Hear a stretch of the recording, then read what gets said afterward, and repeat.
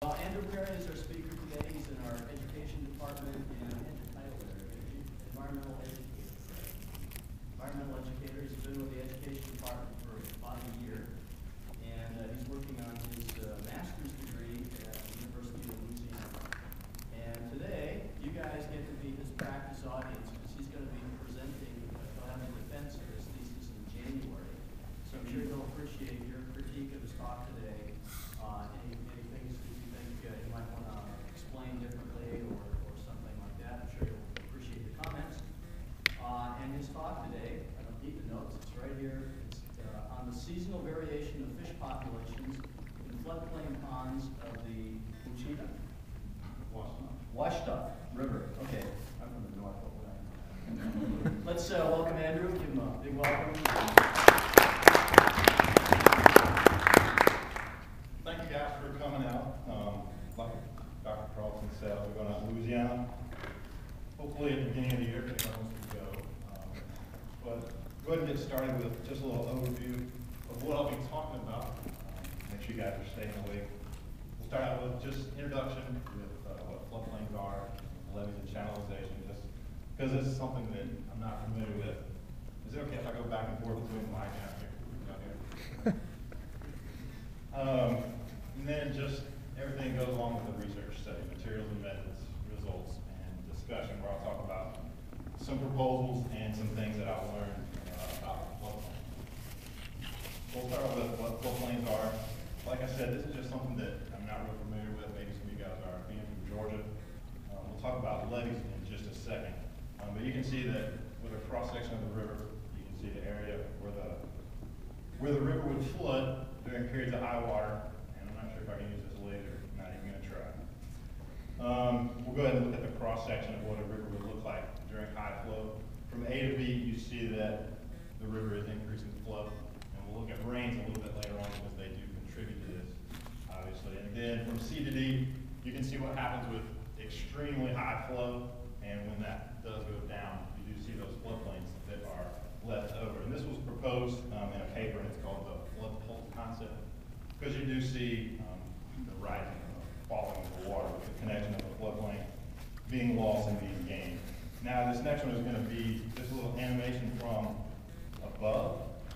This is just something that I did where you can see the outline of the river and then possibly the contour lines of some floodplains.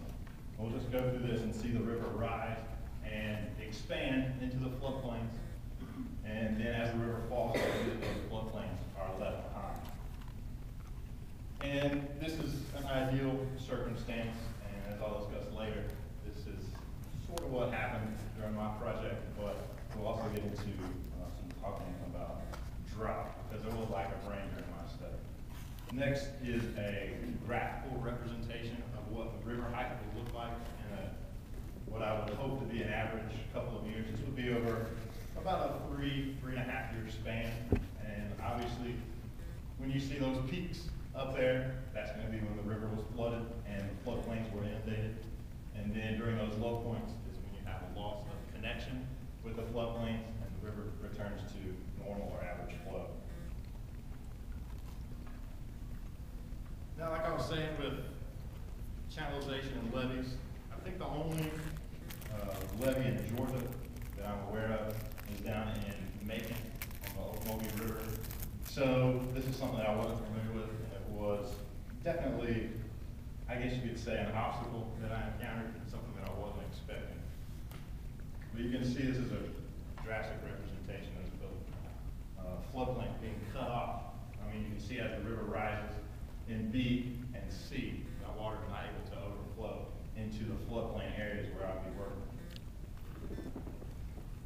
Now, the reason why these are constructed, levees and channelization, let's see if that's what it means. Protection of citizens, obviously. People wanting to be right next to the river, riverfront property, and then farmers, their crops were getting flooded out, so they needed something to stop that water from expanding into their cropland. And then after they leveed and channelized the area, it was easy for boats and barges to be able to use those rivers. That's something that we don't see in Georgia. Now, what does this do to the guys are familiar with dead zones. The most famous one being off the coast of Mississippi, at the mouth of the Mississippi River. You just see this influx of nutrients because you do have an increased flow. Also, with that increase in flow, you see river bottoms being altered. You see erosion downstream, which we'll look at a little bit later. And for my study, you see a loss of connection with the floodway. Now, I'll show you some examples. This is an off-site location from my site. This is not my site. This would be in Monroe, and this would be standing on a man-made levee. To the right would be the city of Monroe. Just, I don't know, 100 yards to the right would be homes and residences. Maybe you can see the street that parallels the levee. And to the left, you can see what is a floodplain in a park. And beyond that, I don't know if you can see it in this picture, but in the next picture, you'll be able to see the river.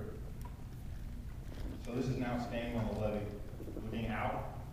And you can see a floodplain pond that is formed because of increased flow, and then you can see the natural flow of the river beyond that. And it's actually pretty interesting because this area completely floods and the park is closed during times of extreme water. Now, just to give you an idea of what's going on politically and in the newspaper and on the news, I've included a couple of news articles just to sort of highlight what's been going on in Louisiana concerning the levees.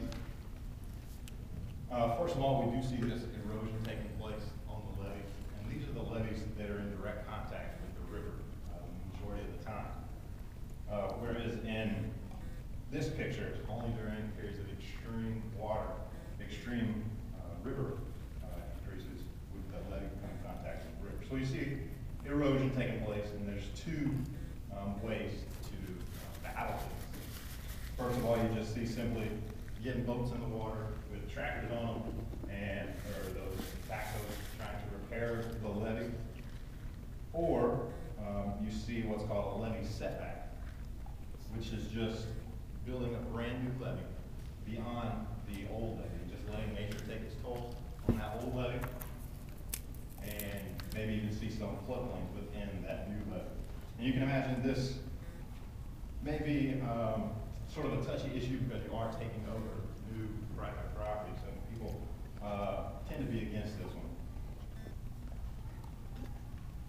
Now, in previous studies, getting back sort of focus on my research, what have floodplains been used for? And similar to what their estuaries are used for in marine environments, we see floodplains being used as a nursery area. It's also seen as a refuge for smaller fish in the floodplains where maybe larger fish couldn't access that area. You see that exchange of nutrients from the river into the floodplains and vice versa, and there's also an influx of nutrient runoff from rains that would enter the floodplains after that connection is lost. Now let's see, the fish that have been seen in previous studies, you're probably familiar with some of these, and these are some fish that possibly expect to see in my study. Shiners and sunfish, bowfin, bass. And from these studies, I sort of made a hypothesis of what I might expect with regards to the fish population. So I've got a little model right here. You may not be able to read that, but we'll go through it. This would be the population of the fish, not the river level. And you can see the increase in population as the river level does rise. And it would hit a peak right about the time as the river hits the peak, so they do sort of coincide with each other. And at some point, the river is going to start to subside, and with that, the fish population is either going to leave the river and possibly even slowly decline as fish start to die off. And up at the top, you could see a little bit of a gray area with, like I said, with the nursery area, some new species being hatched. But this is just a model, hopefully seeing that kind of curve with the increase in population and then decrease as the river subsides.